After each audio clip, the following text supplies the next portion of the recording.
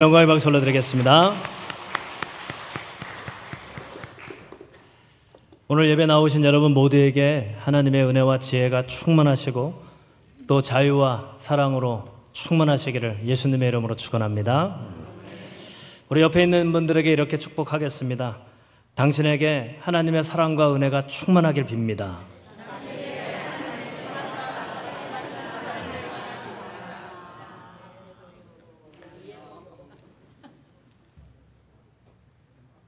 여러분, 마태복음 10장 30절의 말씀을 보면 이렇게 기록되어 있어요. 제가 읽어드리겠습니다. 하나님께서 너희의 머리털을 세신 바 되었다. 이렇게. 여러분, 하나님께서는 우리의 머리털이 몇 개인지도 아신다라고 이렇게 말씀하세요. 내가 나를 아는 것보다 하나님께서 나를 더 잘 아시는 분이죠. 여러분들은 기로에 놓였을 때 어디에서 답을 구하십니까? 그것이 좋은 일이든 나쁜 일이든 선택해야 할 기로에 놓일 때 어디에서 답을 찾습니까? 어디에서 찾으세요? 그냥 되는 대로 가십니까? 성경에서 명확하게 말씀하듯이 우리가 이제 인생의 길을 갈 때 기로에 놓일 때마다 딜레마에 빠질 때마다 우리가 가야 할 길을 하나님께서 가장 잘 아셔요. 우리에게 가장 적당한 우리의 분량에 맞는 그 길을 하나님이 아시죠. 그러니 여러분들 인생에서 생기는 문제는요, 하나님께서 질문하라고 주시는 문제예요. 답을 주시려고. 우리에게 필요하기 때문에 그 일을 주셔요. 인생의 길, 하나님과 함께, 그러니까 하나님과 함께 간다는 의미는 내가 하나님을 끌고 가는 게 아니에요. 하나님이 인도하시는 길을 내가 따라가는 거죠. 그러니까 신앙은 우상과 다르죠. 우상은 내가 원하는 걸 줄 신을 찾는 거고요. 신앙은 나를 잘 아시는 하나님이 인도하시는 길을 가는 게 신앙이에요. 여러분들은 우상을 따르는 것이 아니죠. 우상을 섬기는 종교 생활을 하십니까? 아니면 하나님이 인도하시는 길을 따라가는 신앙생활을 하십니까? 인도하시는 대로 가고 계셔요? 저 길로 가고 싶은데 하나님 도와주실 거죠? 라고 기도하십니까? 어디로 가야 합니까? 제가 인도하시는 길로 가겠습니다 하고 기도하십니까? 대답을 안 하시니까 옆에 있는 분들에게 한번 물어보세요. 저리로 갈 건데 도와주실 거예요? 라고 기도하십니까? 아니면 인도해 주십시오. 제가 따라가겠습니다. 라고 기도하십니까? 한번 물어보세요.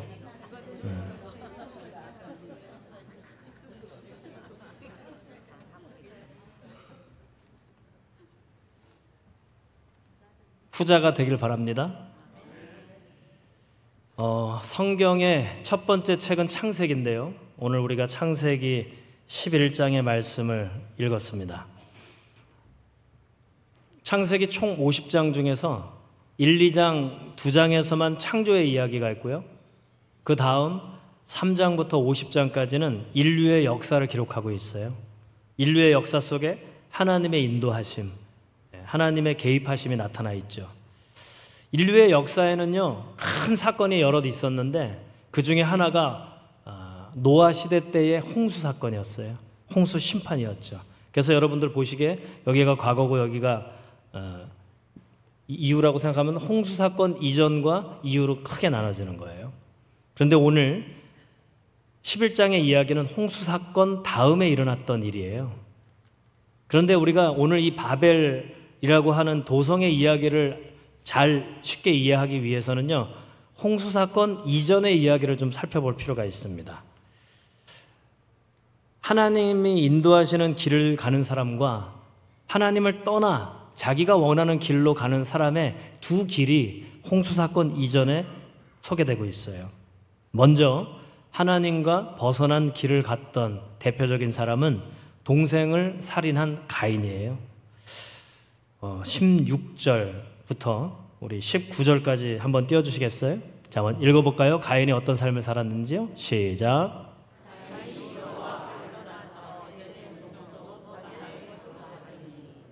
아내와 동침함에 에녹을 낳은지라.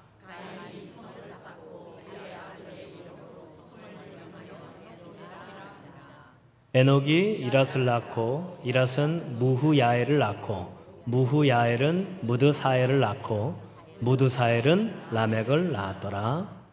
라멕이 두 아내를 맞이하였으니 하나의 이름은 아다요 하나의 이름은 실라였더라. 아담과 하와 사이에서 가인과 아벨이 났는데 아벨의 제사와 그의 삶은 하나님이 받으셨는데 가인의 제물과 삶을 받지 않아서 가인이 굉장히 불편한 속내를 내비치니까 하나님께서 너 그러다 범죄한다. 그 죄의 속성을 통제하지 못하면 큰일 난다. 분명히 경고했음에도 그것을 통제하지 못하고 죄를 짓고 하나님을 떠나게 되었어요. 동생을 죽이고. 그러고 나서 그가 노 땅에 거주했어요. 동쪽으로 자꾸 가는 거예요. 해가 뜨는 방향으로 간 거죠. 해가 뜨는 살기 좋은 땅을 찾아서 떠난 거예요.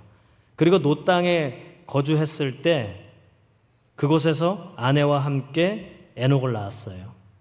그리고 그가 한 것은 17절을 한번 다시 띄워주시겠어요? 네, 뭘 쌓았죠? 성을 쌓았어요. 그곳은 하나님 없이 자기 중심적으로 성을 쌓은 거죠. 그리고 그 이름을 뭐라고 지었습니까? 아들의 이름을 따서 에녹성. 그리고 에녹의 자손이 쭉 이어져요. 가인의 자손이죠.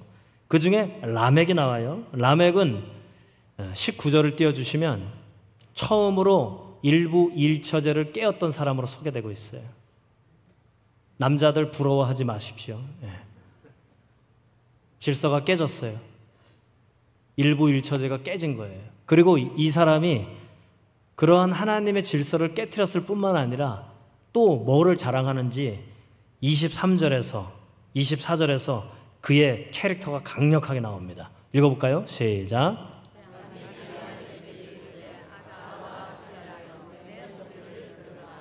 라멕의 아내들이여 내 말을 들으라.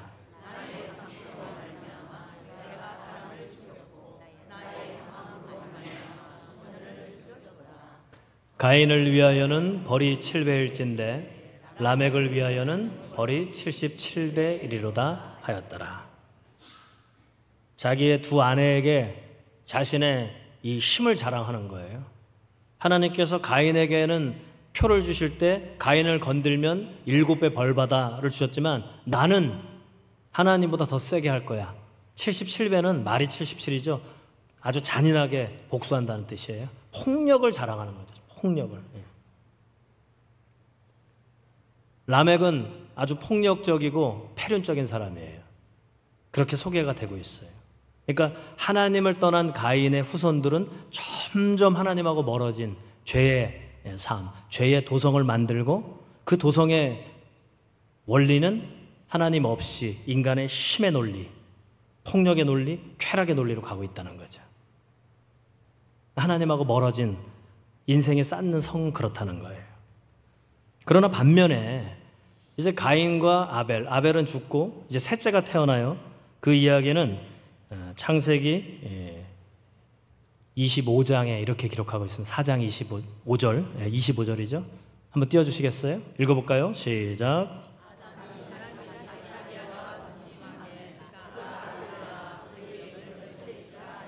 예, 그리고 이제 26절에서 이렇게 읽어볼까요?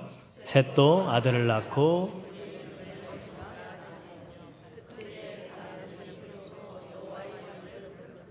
예.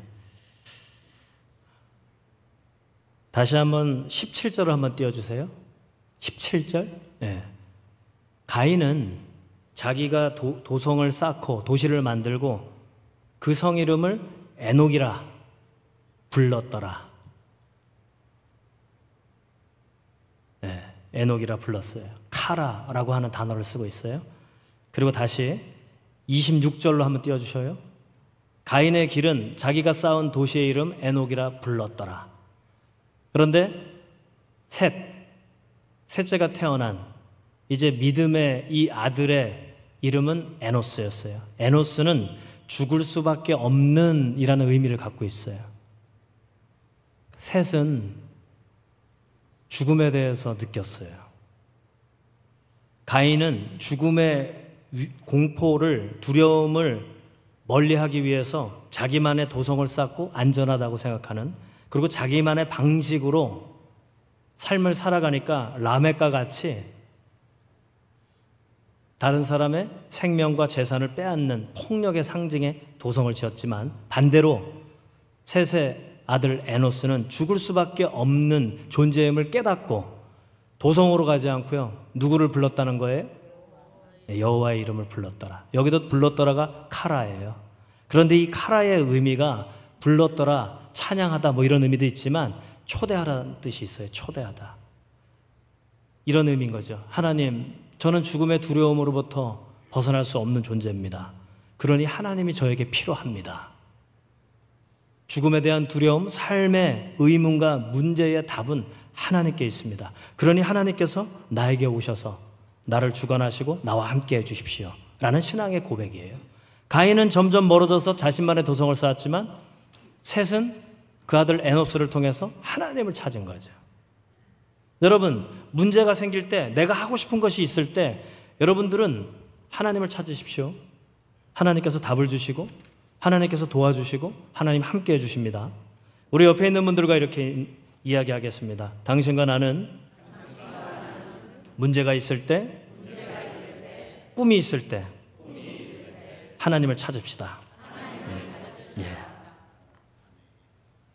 그런데 결국 하나님께서는 이 가인의 후예를 쭉 기다렸는데 결국 그들은 점점 폭력적으로 죄악으로 물들어서 하나님이 한탄하시고 홍수로 심판하실 수밖에 없게 만들었죠. 그런데 보세요. 가인이 지었던 에녹성, 가장 폭력의 상징인 라멕, 이 이름들이 셋, 에노스 쭉 이어가면 어떤 이름들이 되는지 한번 아주 대비적으로 이렇게 보여주고 있어요. 우리 창세기 5장 18절, 21절, 22절 읽어볼까요? 시작.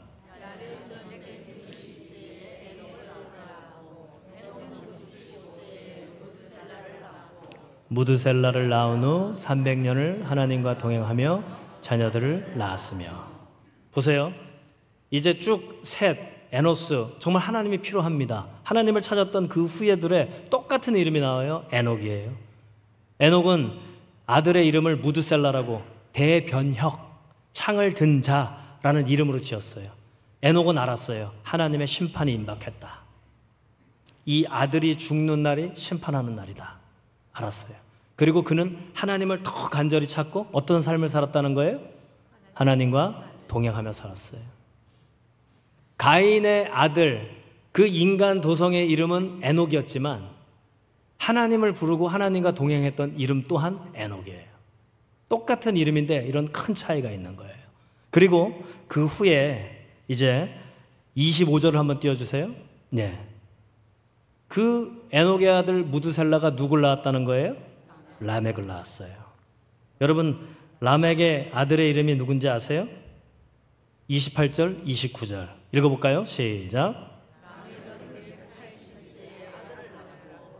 이름을 노아라 하여 이르되 여호와께서 땅을 저주하심으로 수고롭게 일하는 우리를 이 아들이 아니하리라 하였더라. 위로의 아들이란 이름, 노아의 아버지가 라멕이에요. 가인의 후예 라멕은 일부 일처제를 깨트렸던 폭력의 상징 인물이었지만 이 셋과 에노스의 후예는 위로의 아들 노아, 하나님의 홍수 심판 가운데 인류의 새로운 길을 열어주는 방주를 만들었던 아들의 아버지예요. 똑같은 이름이 같이 가요. 에녹, 에녹, 라멕, 라멕. 그런데 현저하게 다른 결과를 낳는 거죠. 하나님과 멀어진 길을 갈았던 가인의 후예 에녹과 라멕은 파멸, 심판으로 가지만 하나님을 따랐던 셋과 에노스의 아들들, 에녹, 하나님과 동행했고 라멕, 하나님의 위로의 아들, 방주를 만들었던 인류의 새로운 출발, 생명의 길을 열었던 길을 갔어요. 여러분들이 걷고자 하는 길은 어느 길입니까? 가인이 가고 싶은 것처럼 자신만의 도성을 짓고 오늘 11장에서 이야기하는 가장 높은 탑을 쌓고 이름을 높이고 나만의 나를 위한 도성의 길로 가십니까? 아니면 하나님이 인도하시는 생명의 길로 가십니까? 오늘은 이 말씀을 통해서 우리에게 하나님은 질문하시는 거예요. 1절 오늘 말씀 11장 1절 2절 3절 4절까지 결국 그들도 가인과 같이 자신의 성을 쌓는 거예요. 우리 3절을 한번 띄워주세요. 읽어볼까요? 3절 시작.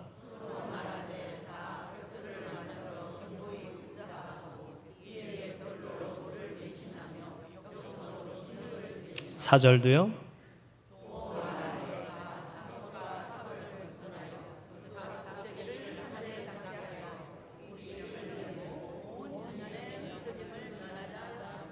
그죠. 이유가 그렇게 도시를 건설하는 이유가 우리는 바벨을 탑이라고 생각하지만요. 아니에요. 성읍이에요. 도시를 또 만드는 거예요. 인간만의 도시 문명을 또 만드는 거예요. 홍수시판이 있었음에도. 그러니까 우리는 세상을 살면서 그렇게 성읍을 쌓고 이름을 내기 위해서 흩어짐을 면하기 위해서 높은 빌딩을 쌓고 이름을 높이려고 하는 그 삶에 영향을 받아서 우리도 똑같이 따라간다는 거죠. 여기에 공부하는 학생들 있죠? 그 공부의 목표가 무엇입니까? 목적이 뭡니까? 왜 공부하세요? 부모님들, 자녀를 둔 부모님들 왜 공부시키세요? 누구보다도 더 견고하고 높은 탑을 쌓기 위해서 공부시키십니까? 공부하십니까? 아니면 하나님의 생명의 길을 잘 갈 수 있도록 공부를 하고 공부를 시키십니까? 여러분들은 어떤 길을 달려오셨습니까? 여러분들이 만들고자 했던 가정은, 연애는, 일터는, 나의 인생의 노후는, 그리고 교회에 오는 목적은 무엇에 있습니까? 가인의 에녹성에 있습니까? 아니면 셋과 에노스와 같이 하나님이 필요합니다. 하나님이 인도해 주십시오. 그런 생명의 길로 가고자 하심입니까? 분별해야 돼요, 여러분. 남들 한다고 다 똑같이 따라해서는 안 됩니다. 분별해야 돼요. 하지 말라는 게 아니에요. 해야 되는데 그 목적이 무엇에 있느냐는 거죠. T.S. 엘리엇, 영국의 시인이자 극작가, 그가 이 분별에 대해서 이 성의 수요일이라는 책에서 이렇게 고백하고 있어요. 읽어볼까요? 다 같이? 시작.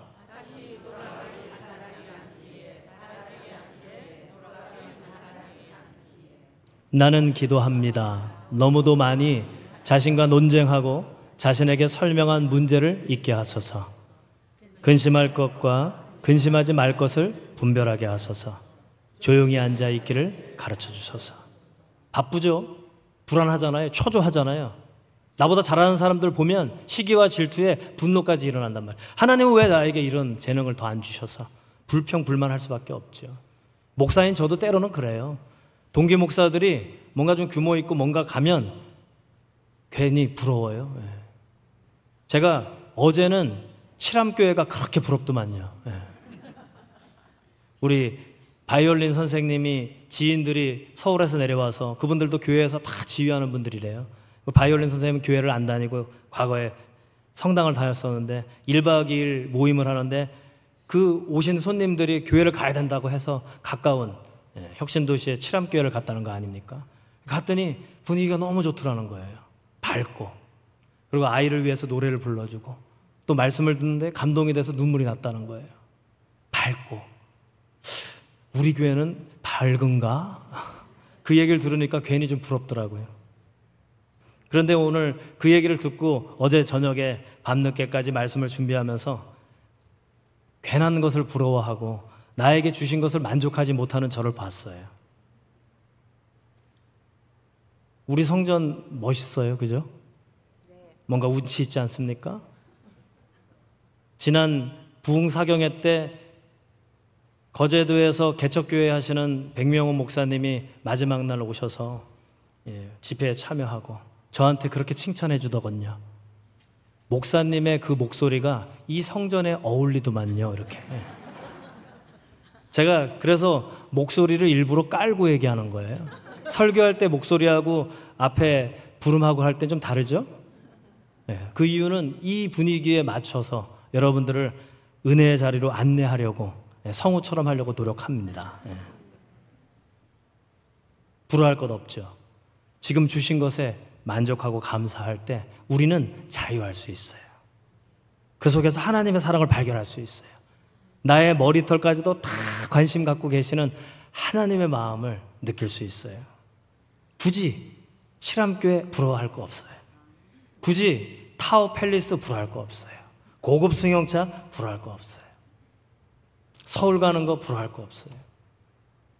지금 나에게 있는 이 자리, 이 사람들, 이 모든 상황, 그것이 편안하던 불편하던 다 하나님께서 이유가 있기 때문에 우리에게 주신 선물이에요. 니무롯처럼 다시 도성 쌓자 할 필요 없어요. 하나님 보시니까 한심한 거예요. 얘네들 또 이러다가 아이고 큰일 났다 하면서 이렇게 말씀하시는 거예요. 우리 6절을 한번 띄워주실래요? 읽어볼까요? 어쩌면 우리도 우리만의 하나님하고 관계없는 이거 지을 건데 도와주실 거죠? 하고 우리만의 도성을 쌓고 있을지 몰라요. 그것을 보시는 하나님은 우리에게 이렇게 말씀하시는 거죠. 읽어볼까요? 시작.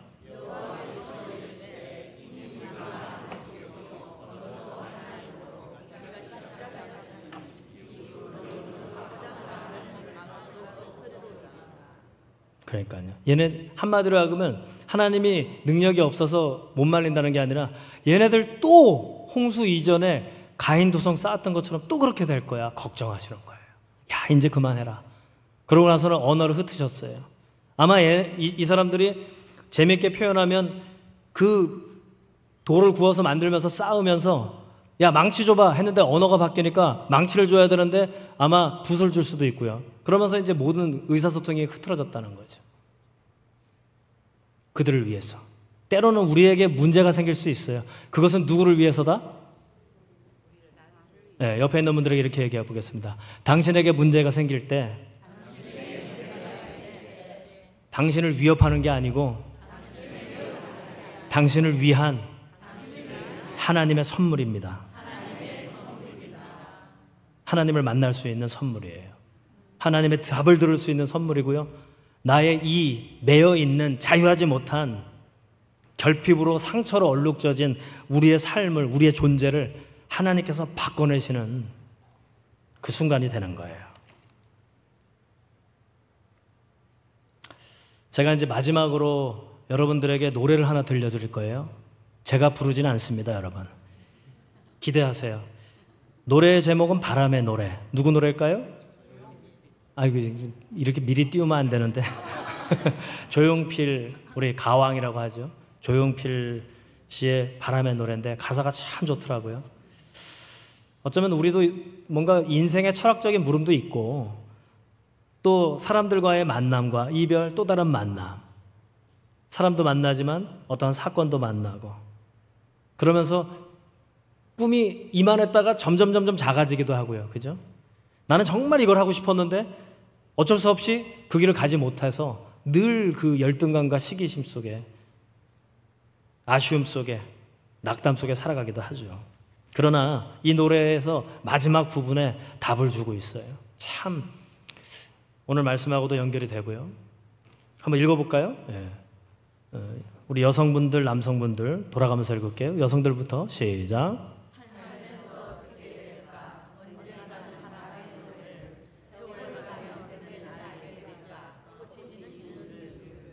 나를 떠난 사람들과 만나게 될 또 다른 사람들, 스쳐가는 인연과 그리움은 어느 곳으로 가는가?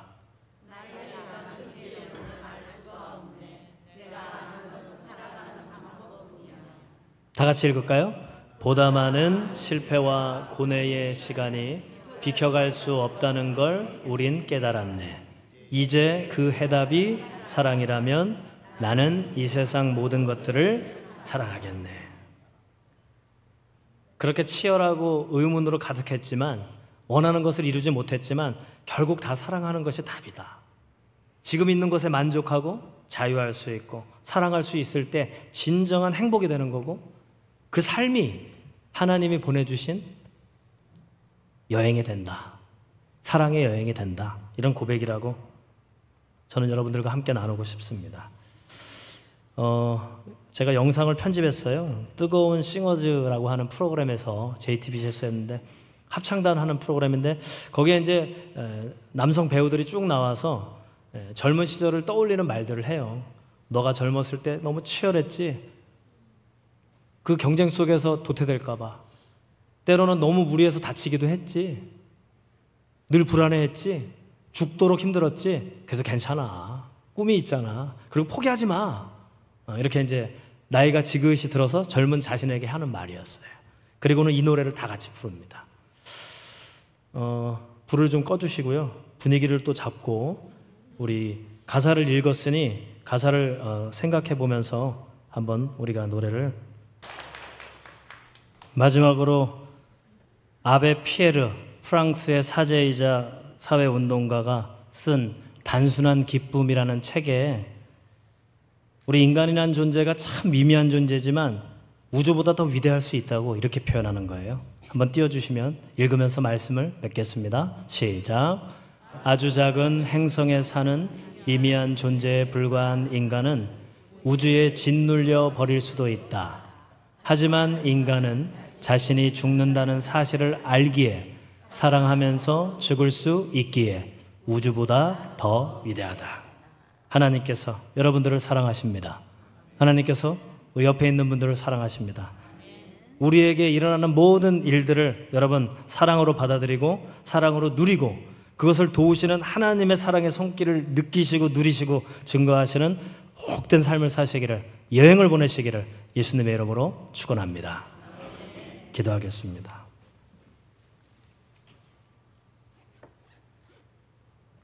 바람에 흔들리는 갈대처럼 세상의 시류에 쓸려가는 생명력 없는 존재처럼 우리는 때로는 그렇게 흔들리고 쓸려가기도 하지만 에노스, 죽을 수밖에 없는 존재가 가라, 여호와의 이름을 불렀듯 우리의 인생의 문제 앞에, 선택 앞에 행복한 일, 불행한 일, 인생의 목적과 목표, 단순한 선택과 판단, 모든 순간 하나님을 부르게 하소서. 하나님이 늘 함께 하심을 우리에게 보여주옵소서. 사랑으로 살게 하소서. 사랑을 증거하게 하옵소서. 오늘도 우리를 위로하시고 치유하시고 회복시키소서. 그리고 하나님 인도하시는 그 자리로 회심하여 돌아가게 하소서. 예수 그리스도의 이름으로 간절히 축복하며 기도드리옵나이다. 아멘.